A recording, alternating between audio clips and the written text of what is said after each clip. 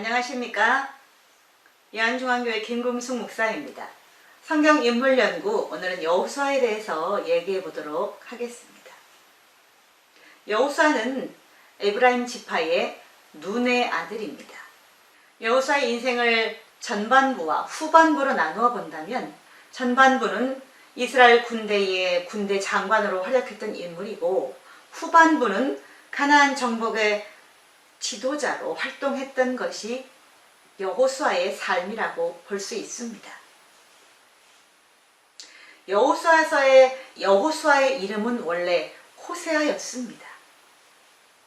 그러나 민수기 13장 16절에 보면 모세가 눈의 아들 호세아를 여호수아라 불렀더라 라고 말하고 있고, 실제 본명이었던 호세아보다 별명인 여호수아로 더 알려진 인물이 바로 오늘 등장하는 바로 이 인물입니다. 호세아란 말은 구원이란 뜻을 가지고 있고, 여호와는 구원이시다 라는 뜻을 가지고 있습니다. 출애굽 당시 여호수아는 이스라엘 군대의 군대 장관으로 활약했던 인물이지요. 그래서 출애굽기 17장에 보면 아말렉과의 전투가 있을 때에도 모세는 높은 산에 올라가 기도할 동안 실제 이스라엘 군대를 진두지휘했던 것은 바로 여호수아였다라는 겁니다. 그는 전쟁에 능한 자였습니다. 지략에 능한 그런 인물이었습니다. 그래서 언제나 이스라엘 백성이 전진할 때는 여호수아가 이스라엘 모든 민족을 이끌고 전쟁에 나가서 전쟁을 치러야 했던 것도 사실입니다. 출애굽기 33장 11절에 보면 모세는 진으로 돌아가나 눈의 아들 젊은 수종자 여호수아는 회막을 떠나지 아니하였다라고 말하고 있습니다. 모세는 하루의 일정을 마치고 자기의 장막으로 돌아갔으나 그 시간에도 여호수아는 회막에 머물면서 이 모세의 부름을 준비하고 있었다는 겁니다. 늘 준비하던 자가 바로 여호수아였다는 거죠. 얼마나 충직한 사람이었는지, 얼마나 성실한 사람이었는가를 가늠하게 하는 좋은 구절이라고 보여집니다. 출애굽기 33장은 출애굽 초반기를 얘기하고 있지요. 그래서 출애굽 후 2년 정도 지났을 때의 상황을 얘기하고 있는데, 이때 당시 모세의 나이는 한 82세 정도였고, 모세보다 25세가 적은 여호수아의 나이는 57세 정도로 추정합니다. 그래서 눈의 아들 젊은 수종자 여호수아라고 말하고 있다는 겁니다. 젊은 수종자. 57세면 모세가 보기에는 젊은 사람이 맞겠지요. 그는 성실하고 충직한 모세의 추종자였다는 것을 우리는 알 수 있습니다. 그리고 모세의 뒤를 이어서 95세에 주전 1405년에 가나안 정복의 지도자로 기름 부음을 받게 됩니다. 지난주에 모세가 어찌하여 가나안 땅에 들어가지 못하고 느보산에서 생을 마감했을까? 라는 얘기를 하면서 아마도 그의 사명이 여기까지가 아니었을까? 라는 얘기를 한 적이 있었습니다. 그와 같이 이 가나안 정복에 가장 적합한 지도자는 여호수아가 아니었을까? 라는 생각을 해보게 됩니다. 왜냐하면 가나안 땅에 들어가 있는, 이미 정착해 살아가고 있는 수많은 사람들을 진멸하기 위해서는 전쟁에 능한 여호수아가 적임자가 아니었을까? 그래서 하나님께서는 여호수아의 기름을 부으시고 가나안 정복을 명령하셨던 것 같습니다. 맨 처음 여호수아는 가나안 땅에 들어가기에 앞서서 요단강을 건너야 했습니다. 요단강이라는 말은 급히 흐르는 강이라는 뜻을 가지고 있지요. 사해를 향해서 지형이 굉장히 경사가 심한 이제 요단강을 건너기에는 당시 좋은 시기는 아니었던 거죠. 물량도 평소보다 많았고 물살도 센 이곳을 어찌 건너갈 수 있었을까? 여호수아 3장을 보면 언약궤를 맨 제사장의 발이 요단강에 들어가는과 동시에 요단강 물이 끊겼고 그 마른 땅을 향하여 이스라엘 백성 전체가 건너게 되었고, 언약궤를 맨 제사장의 발이 다시 육지로 닿을 때 끊겼던 요단강 물이 다시 합해지고 흘렀다라고 말씀하고 있습니다. 모세의 뒤를 이어서 이 여호수아에게 기름 부으실 때에 여호수아는 두려웠습니다. 그때 하나님께서 모세에게 하셨던 말씀과 같이 여호수아에게도 여호수아서 1장 5절에 보면 내가 모세와 함께 있었던 것 같이 너와 함께 있을 것이다 라고 말씀해 주셨고, 여호수아서 1장 9절에도 네가 어디로 가든지 내 하나님 여호와가 너와 함께 할 것이다 라고 하는 말씀을 주셨지요. 그래서 오늘 이 요단강 물을 건널 때도 과연 여호와 하나님께서 여호수아와 함께 하셨기에 그 급히 흐르는 위험한 요단강을 안전하게 건널 수가 있게 되었다는 겁니다.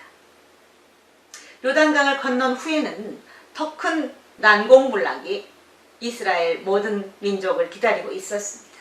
바로 여리고성이지요. 여리고성은 블레셋으로 가는 길목에 있었고, 요단강 서쪽 거대 평원을 지키는 경제적으로 또 전략적으로 중요한 기지 역할을 했던 곳이 바로 여리고성이었습니다. 그래서 성의 두께가 무려 5m였고 높이가 9m에 달하는 이중으로 만들어진 것이 바로 여리고성이었다는 겁니다. 그래서 난공불락이라고 말하지요. 철옹성이라고 말합니다. 그러나 하나님께서는 여호수아에게 말씀하시기를 이스라엘 모든 민족이 하루에 한 바퀴씩 여리고성을 돌고 제7일째 되는 날은 7바퀴를 돈 후에 외치라고 말씀해 주셨습니다. 그리고 완전히 비무장 상태에서 여리고성이 무너져서 그 성 안으로 들어갈 수 있게 되었다는 겁니다. 여호수아는 전쟁에 능한 자고 지략이 뛰어난 자였지만 하나님께서는 그에게 손아 까딱하지 않게 하시고 그 난공불락 철옹성을 무너뜨려 주시고 여리고성을 함락할 수 있게 하셨습니다. 여리고성을 함락한 후에는 이제 아이성을 함락하기 위해서 이스라엘 군대가 이동했습니다. 이 아이성은 작은 성이었기에 2-3천 명의 군사만 동원하면 충분히 함락할 수 있는 성이었다지요. 그리고 여호수아에 의해서 이스라엘 군대가 아이성으로 갔을 때는 생각과는 다르게 아이성이 함락에 실패하게 되고 이스라엘 군대의 이 25명에 달하는 군사가 죽고 패배해서 돌아오게 됩니다. 나중에 여호수아가 하나님께 기도할 때 하나님의 진노의 말씀을 듣게 되는데, 그것은 여호수아도 몰랐던 일이 있었던 거죠. 맨 처음에 여리고성을 들어갔을 때 그 성을 함락할 때에 그곳에서 나온 금과 은, 모든 보물에 대해서는 절대 개인적으로 취하지 말고 여호와의 창고에 넣어두라고 하는 명령을 가지고 이스라엘 군대가 여리고성을 함락하게 되었습니다. 그러나 유다 지파의 아간은 그 말씀을 어기고 말았습니다. 여리고성에 들어가 보니 아름다운 외투가 있었고 은 200세겔과 또 금덩어리 50세겔 정도 되는 금덩어리 하나를 보게 되지요. 그리고 무력이 생겨서 그것을 몰래 가져다가 자기의 장막 땅속에 가두어 두었던 거죠. 그리고 그것이 하나님의 진노를 사게 되었고 아이성 함락에 실패하게 되었습니다. 결국 이 아간의 모든 가족들은 죽임을 당하게 되지요. 흰놈의 골짜기라는 곳에서, 죽음의 골짜기로 알려져 있던 이 흰놈의 골짜기에서 그의 모든 소유와 그의 식솔, 그의 물건까지도 다 죽임을 당하고 말았습니다. 여호수아서 9장에 보면 가나안 땅의 7 족속 중에 한 부류였던 기브온 족속이 여호수아를 속임으로 인해서 그들과 화친하고 그들과 언약을 맺고 그들을 살려주는 장면이 나옵니다. 그러나 그것은 여호수아의 가장 큰 실수 중에 하나였지요. 결국 이 기브온 족속에 의해서 후일에 4사 시대에 이들이 가지고 있는 우상 숭배에 이스라엘 민족이 물들게 되고 4사 시대 340년이 부패와 우상 숭배로 점철되는 것을 우리는 볼 수가 있습니다. 가나안 땅의 소수 민족들은 기브온 족속이 이스라엘과 합치했다는 얘기를 듣고 기브온 족속을 치기 위해서 모이게 됐지요. 예루살렘 왕과 헤브론 왕, 야르못, 라기스, 아얄론 이렇게 5 왕들이 모여서 이 기브온 족속을 치고자 할 때 그들을 상대했던 것은 이스라엘의 군대였습니다. 그러나 여호수아는 이 가나안 땅의 지형에 대해서 잘 알지 못했지요. 그도 이곳을 처음으로 들어가서 전쟁을 치러야 했기 때문에 여호수아는 하나님께 기도하게 됩니다. 그리고 여호수아서 10장 12절에 보면 태양아 기브온에 머물러라. 달아 너도 아얄론 골짜기에 그리할지어다 라고 명령합니다. 당시 이곳 지형을 몰랐던 이 여호수아가 하나님께 기도했고 하나님께서는 그의 음성을 들으시고 태양이 하루 종일 중천에 떠있게 하시고 밤에도 이 아얄론 골짜기 깊은 곳까지 달이 훤히 비추어 주어서 전쟁에 승리할 수 있게 하셨다는 겁니다.